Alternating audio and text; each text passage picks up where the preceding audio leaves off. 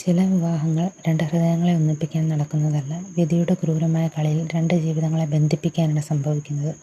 ഒരു രാത്രിക്കുള്ളിൽ ജീവിതം മാറിമറിഞ്ഞ ദേവിക, ഭർത്താവെന്ന പേരിൽ ജീവിതത്തിലേക്ക് കടന്നു വന്ന ഋഷിദേവ്, അവൻ രക്ഷകനോ അതോ അവളുടെ ജീവിതത്തെ നിയന്ത്രിക്കാൻ വന്ന കൊടുങ്കാറ്റോ? ഭയവും ആശയക്കുഴപ്പവും നിറഞ്ഞ പുതിയ വീട്ടിൽ ഓരോ നിമിഷവും ദേവികയ്ക്ക് ഒരു പരീക്ഷണമാണ്.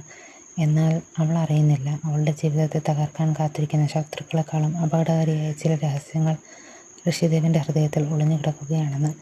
വെൽക്കം ടു സ്റ്റോറി ചെകുത്താൻ്റെ പ്രണയം എപ്പിസോഡ് 2. ദേവിക കുളി കഴിഞ്ഞ് പുറത്തിറങ്ങാനായപ്പോഴാണ് അവൾ ആ ഞെട്ടിക്കുന്ന സത്യം തിരിച്ചറിഞ്ഞത്. അവളുടെ കയ്യിൽ മാറ്റി കൊടുക്കാൻ വസ്ത്രങ്ങളില്ല. കല്യാണ വസ്ത്രങ്ങളെല്ലാം നനഞ്ഞു കുതിർന്നു കിടക്കുന്നു.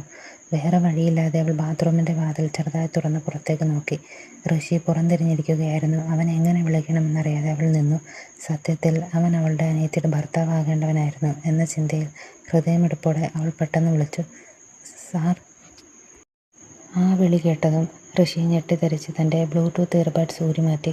അവൻ്റെ മുഖം പെട്ടെന്ന് ചുവന്നു തുടുത്തു. അവൻ വന്യമായ ഭാവത്തോടെ ബാത്റൂമിന് നേരെ നടന്നു. "നീ ഇപ്പോൾ എന്നെ എന്താണ് വിളിച്ചത്?" അവൻ ചോദിച്ചപ്പോൾ ഭയന്ന് വിറച്ച് അവൾ പറഞ്ഞു, "സാർ, ഞാൻ എന്താണ് ധരിക്കേണ്ടത്?" സാർ എന്ന വിളി അവനിൽ കടുത്ത ദേഷ്യമാണ് ഉണ്ടാക്കിയത്. അവൻ ദേഷ്യത്തോടെ നോക്കിയതും അവൾ വാതിലടയ്ക്കാൻ ശ്രമിച്ചു. "വാതിൽ തുറക്കൂ ദേവിക, നീ എന്നെ എന്താണ് വിളിച്ചത്? വാതിൽ തുറക്കാൻ!" അവൻ ദേഷ്യത്തോടെ വാതിൽ ശക്തമായി മുട്ടി. അവൾ തുറക്കാതിരുന്നപ്പോൾ അവനൊരു വലിയ ശബ്ദത്തോടെ വാതിൽ തള്ളി തുറന്ന് ഉള്ളിലേക്ക് കയറി. ഭയന്നുപോയ അവളുടെ കൈത്തണ്ടയിൽ പിടിച്ച് അവൻ തന്നിലേക്ക് വലിച്ചെടുത്തു. തോർത്തടിഞ്ഞു വീഴുമോ എന്ന ഭയത്താൽ അവൾ അതിൽ മുറുകെ പിടിച്ചിരുന്നു. ഋഷി അവളുടെ അരക്കെട്ടിൽ കൈകൾ ചേർത്ത് അവളെ തൻ്റെ നഗ്നമായ നെഞ്ചിലേക്ക് കൂടുതൽ അടുപ്പിച്ചു. അവരുടെ ശ്വാസങ്ങൾ തമ്മിൽ ഇടകലർന്നു. "എന്നെ നോക്കൂ ദേവിക." അവൻ്റെ ആജ്ഞാപിക്കുന്ന ശബ്ദം മുറിയിൽ മുഴങ്ങി. അവൾ മുഖം തിരിക്കാൻ ശ്രമിച്ചപ്പോൾ അവൻ അവളുടെ താടിയിൽ പിടിച്ച് അവളുടെ മുഖം തൻ്റെ നേരെ ഉയർത്തി. അവൻ്റെ കത്തുന്ന കണ്ണുകൾ അവളുടെ കണ്ണുകളിൽ മാത്രം തറഞ്ഞു നിന്നു. ആ നോട്ടത്തിൽ പ്രണയവും ദേഷ്യവും ഒരേപോലെ ജ്വലിക്കുന്നുണ്ടായിരുന്നു. "ഞാൻ നിൻ്റെ ആരാണ്?" ഋഷി ഗാംഭീര്യത്തോടെ ചോദിച്ചു.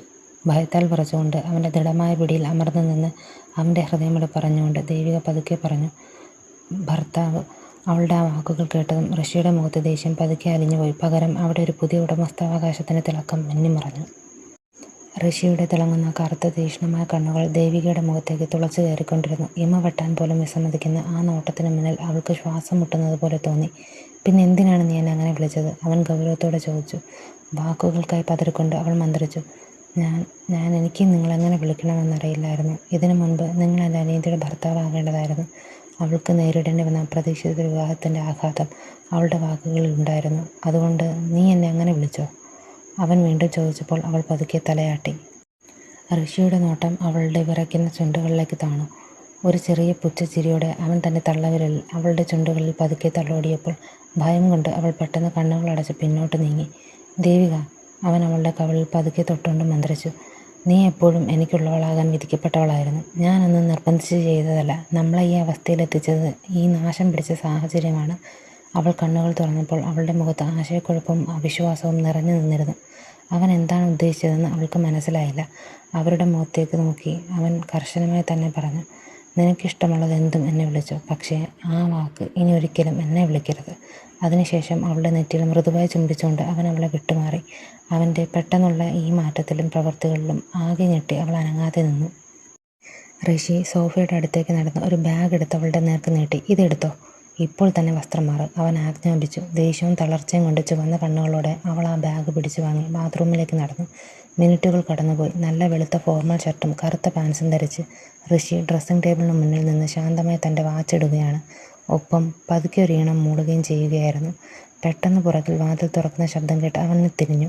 അവിടെ കണ്ട കാഴ്ചയിൽ അവൻ തറഞ്ഞു നിന്നുപോയി. ഒരു ചുവന്ന ദേവതയെപ്പോലെ ദേവിക അവിടെ നിൽക്കുകയായിരുന്നു. ചുവന്ന ബനാറസ് സാരി ഉടുത്ത അവൾക്ക് ആഭരണങ്ങളോ മേക്കപ്പോ ഒന്നുമില്ലായിരുന്നു. എങ്കിലും അവൾ അതിമനോഹരിയായിരുന്നു. ഋഷിക്ക് അവളിൽ നിന്ന് കണ്ണെടുക്കാൻ കഴിഞ്ഞില്ല. അവൻ്റെ തീക്ഷ്ണമായ നോട്ടം താങ്ങാനാവാതെ അവൾ പരിഭ്രമത്തോടെ സാരിത്തുമ്പിൽ മുറുക്കി പിടിച്ച് തറയിലേക്ക് നോക്കി നിന്നു.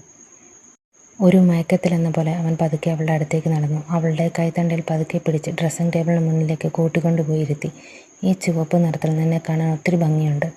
അവൻ അവളുടെ കാതുകളിൽ പതിയെ മന്ത്രിച്ചു. അവൾ പതുക്കെ മുഖമുയർത്തിയപ്പോൾ കണ്ണാടിയിലൂടെ അവരുടെ കണ്ണുകൾ തമ്മിലിടഞ്ഞു. ഷർട്ടിൻ്റെ കൈകൾ മടക്കി വെച്ച് അവളുടെ പുറകിൽ നിന്ന് അവൻ ഒരു ദേവതയെ നോക്കുന്നത് പോലെ അവളെ നോക്കിക്കൊണ്ടിരുന്നു. അവൻ മേശപ്പുറത്ത് നിന്നൊരു ചെറിയ പെട്ടി തുറന്ന് അതിലുണ്ടായിരുന്ന ചുവന്ന വളകൾ പതുക്കെ അവളുടെ കൈകളിൽ അണിയിച്ചു. ആ സമയം അത്രയും അവളുടെ കണ്ണുകളിൽ കണ്ണീർ നിറഞ്ഞിരുന്നു. അത് സ്നേഹമാണോ വേദനയാണോ എന്ന് അവൾക്ക് പോലും അറിയുന്നുണ്ടായിരുന്നില്ല. തുടർന്ന് അവനൊരു തോർത്തെടുത്ത് അവളുടെ ഈറൻ മുടി വളരെ ശ്രദ്ധയോടെ ഉണക്കാൻ തുടങ്ങി. അത് കഴിഞ്ഞപ്പോൾ അവൻ്റെ നോട്ടം അവളെ സെന്തൂരമിടാത്ത നെറുകയിലേക്ക് പതിഞ്ഞു. അവൻ്റെ ഭാവം മാറി. അവൻ ധൃതിയിൽ എന്തോ തിരിഞ്ഞു. ഒടുവിൽ പോക്കറ്റിൽ നിന്നും ഒരു ചെറിയ പെട്ടി പുറത്തെടുത്തു. ഒരു നുള്ളു സിന്ദൂരം അവളുടെ നെറുകയിൽ അണിയിച്ചു. ആ സ്പർശനം അവളുടെ ശരീരത്തിൽ ഒരു വിറയലുണ്ടാക്കി. "നിങ്ങൾ എന്തിനാണ് ഇതെല്ലാം ചെയ്യുന്നത്?" ഒരു തുള്ളി കണ്ണുനീർ കവളിലൂടെ ഒലിച്ചിറങ്ങിയപ്പോൾ അവൾ ചോദിച്ചു. അവൻ തൻ്റെ കൈപ്പത്തി കൊണ്ട് ആ കണ്ണുനീർ തുടച്ചുകൊണ്ട് പറഞ്ഞു, "എന്തു ചെയ്യാൻ? സ്വന്തം ഭാര്യയെ പരിപാലിക്കുന്നത് സാധാരണ കാര്യമല്ലേ?" "നിർബന്ധിത ഭാര്യ," അവൾ ദേഷ്യത്തോടെ തിരുത്തി. "ഈ നിർബന്ധിത ബന്ധത്തിൽ എനിക്ക് നിങ്ങൾക്കായി ഒന്നും നൽകാൻ കഴിയില്ല," അവൾ പറഞ്ഞു. പക്ഷേ ഋഷി അത് കേട്ട് പതുക്കെ ചിരിച്ചു. "നീ നിർബന്ധിതയാണെങ്കിലും എൻ്റെ ഭാര്യയാണ്. നിനക്കത് നിഷേധിക്കാൻ കഴിയില്ല. എനിക്ക് നിന്നെ കിട്ടി. നീ ഇപ്പോൾ എൻ്റെ കൂടെയുണ്ട്. എനിക്കത് മാത്രം മതി." അവൻ അവളുടെ നെറ്റിയിൽ ഒരിക്കൽ കൂടി ചുംബിച്ചു. എന്നിട്ട് അവളുടെ മുഖം കൈകളിൽ താങ്ങിപ്പിടിച്ച് ഉറപ്പിച്ചു പറഞ്ഞു, "എന്നെ വിശ്വസിക്കുക ദേവിക. നീ എന്നെ പ്രണയിക്കും. ഞാൻ നിന്നെ പ്രണയിക്കുന്നതിനേക്കാൾ കൂടുതൽ. എനിക്ക് പുറത്തു പോകണം. ഞാൻ തിരിച്ചു വരുമ്പോഴേക്കും ആ കണ്ണുനീർ മാറിയിരിക്കണം," എന്ന് പറഞ്ഞുകൊണ്ട് അവൻ മുറിക്ക് പുറത്തേക്ക് നടന്നു. അവൻ പോയതിനു ശേഷം അവൾ കണ്ണാടിയിൽ നോക്കി തൻ്റെ ഉള്ളിലെ ദേഷ്യം പുറത്തെടുത്തു. "നിർബന്ധിത ബന്ധങ്ങളുടെ സ്നേഹം ഉണ്ടാകില്ല. ഞാൻ നിങ്ങളെ ഒരിക്കലും പ്രണയിക്കില്ല. ഒരിക്കലും." എന്നാൽ ഋഷി ശരിക്കും മുറിവിട്ട് പോരുന്നില്ല. വാതിലിന് പുറകിൽ ചുവരിൽ ചാരി നിന്ന് അവൻ അവളുടെ ഓരോ വാക്കും കേൾക്കുന്നുണ്ടായിരുന്നു. അവളുടെ വേദന നിറഞ്ഞ ശബ്ദം അവൻ്റെ ഉള്ളിനെ പിടിച്ചുലച്ചു. അവൻ്റെ ചുണ്ടുകളിൽ ഒരു വേദനയിൽ കലർന്ന പുഞ്ചിരി വിരിഞ്ഞു. അവൻ പതുക്കെ കണ്ണുകളടച്ച് മന്ത്രിച്ചു, "പേരില്ലാത്ത ബന്ധങ്ങൾ, അവ വിധിയുടെ ചേർക്കലാണ് ദേവിക. ഞാനും ആഗ്രഹിച്ചല്ലത്.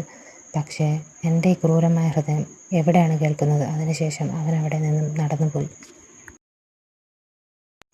ദേവികയുടെ തറവാട്ടിൻ്റെ ഉമ്മറത്തിരുന്ന് അച്ഛനും മുത്തശ്ശനും സംസാരിക്കുകയായിരുന്നു. അകത്തുനിന്ന് അമ്മ ഇതെല്ലാം കേൾക്കുന്നുണ്ടായിരുന്നു. പക്ഷേ ആണുങ്ങളുടെ വാക്കിനെതിരെ മറുത്തൊരു വാക്ക് പറയാൻ ഭയന്ന് അമ്മ എപ്പോഴത്തെയും പോലെ നിശബ്ദയായി നിന്നു. മുത്തശ്ശൻ ഒരു ദീർഘശ്വാസത്തോടെ അച്ഛനെ നോക്കി പറഞ്ഞു, "രാജേന്ദ്ര, ഞാൻ അന്നേ പറഞ്ഞതല്ലേ, ദേവിക ഈ വീട്ടിൽ ജനിച്ചത് ഒരു ശാപമായിട്ടാണെന്ന്. അവളുടെ ആ ജാതകദോഷം കാരണം കൃതികയ്ക്ക് അങ്ങനൊരു ബുദ്ധി തോന്നിയതും അവൾ ഒളിച്ചോടിയതും. അവൾ കാരണം ആ ഋഷി നിന്റെ നെഞ്ചിന് നേരെ തോക്ക് ചൂണ്ടിയത്." രാജേന്ദ്രൻ്റെ കണ്ണുകളിൽ ദേഷ്യവും അപമാനവും തിളച്ചുമറിഞ്ഞു. "അതെ അച്ഛാ, അവൾ ജനിച്ച അന്നു തൊട്ട് ഈ വീടിന് ശനിയും ശാപവുമാ. കൃതിക പോയത് ഋഷിയെ പേടിച്ചിട്ടാണെങ്കിലും ആ നാണക്കേടും അപമാനവും നമ്മൾ അനുഭവിക്കേണ്ടി വന്നത് ഇവളുടെ ഈ ജാതകം കൊണ്ടാ. ഋഷി തോക്ക് ചൂണ്ടി അവളെ കെട്ടിക്കൊണ്ടുപോയപ്പോൾ ഒരു കണക്കിന് ഈ വീട്ടിലെ ശാപം ഒഴിഞ്ഞു പോയതാ." മുത്തശ്ശൻ കസേരയിൽ അല്പം മുന്നോട്ടാഞ്ഞിരുന്ന് ശബ്ദം താഴ്ത്തി പറഞ്ഞു, "എന്തായാലും അവൻ അവളെയും കൊണ്ടുപോയല്ലോ. ഇനി ആ ജാതകദോഷക്കാരിയെ, ആ ശാപത്തെ ഋഷി ഈ വീട്ടിലേക്ക് തിരികെ കൊണ്ടുവരാതിരുന്നാൽ മതിയായിരുന്നു. അവളിനി ഈ പടി ചവിട്ടരുത്. അവളില്ലെങ്കിൽ ഈ കുടുംബത്തിൽ സമാധാനം ഉണ്ടാകും." ഋഷി തോക്ക് ചൂണ്ടിയതിനും എല്ലാം കാരണവും ദേവികയുടെ ജാതകമാണെന്ന് വരുത്തി തീർത്ത് അവർ സ്വന്തം സ്വാർത്ഥത മറച്ചു വെക്കുകയായിരുന്നു.